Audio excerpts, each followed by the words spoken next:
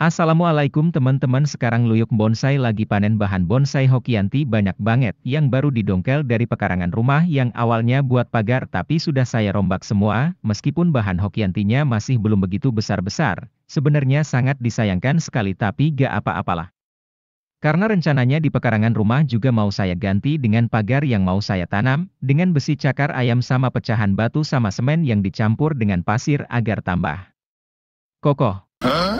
Oke, lanjut ke bahan Hokianti yang rencananya sekarang juga mau saya tanam kembali, tapi mau saya tanam ke dalam wadah polybag saja, agar suatu saat nanti kalau sudah waktunya untuk memindahkan ke pot malah tambah mudah dan proses untuk merawatnya juga lebih gampang. Perlu teman-teman tahu lebih lanjut kalau bahan Hokianti milik saya ini adalah sejenis Hokianti buah dan Hokianti bunga, dan sekalian cara nanamnya nanti mau saya bentuk dengan gaya air terjun, terus gaya tegak lurus, terus gaya miring. Dan dengan gaya yang lain-lain. Oke, simak terus videonya sampai selesai untuk cara menanamnya agar kita semua bisa belajar bareng. Sambil menonton pastinya jangan lupa untuk tombol tulisan merah di bawah untuk mau subscribe. Terima kasih.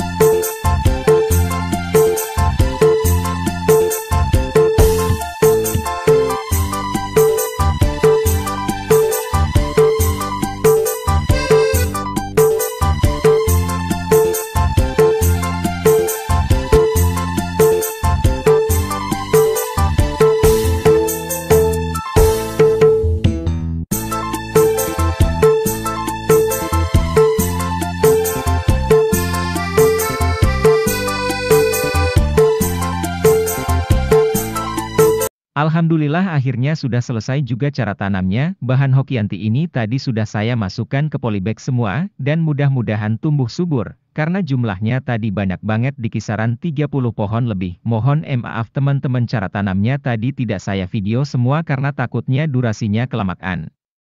Untuk bahan Hokianti yang lurus-lurus yang tidak saya potong itu suatu saat rencananya mau saya buat dengan gaya grouping, tapi kalau yang kecil pastinya mau saya buat Hokianti mame saja.